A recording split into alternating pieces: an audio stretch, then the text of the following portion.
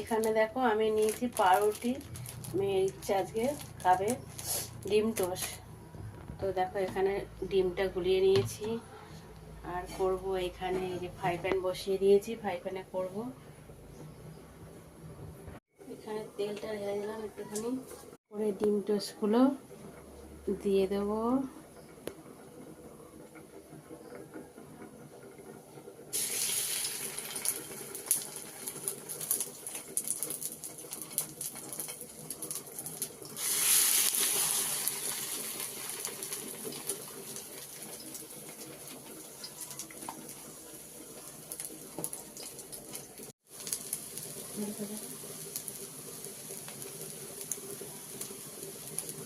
এখানে তৈরি হয়ে গেছে ডিম টোস্ট। তো কারা কারা তোমরা খেতে ভালোবাসো একটু কমেন্টে জানিও। চলো আজকে আমাদের ব্রেকফাস্ট ডিম টোস্ট।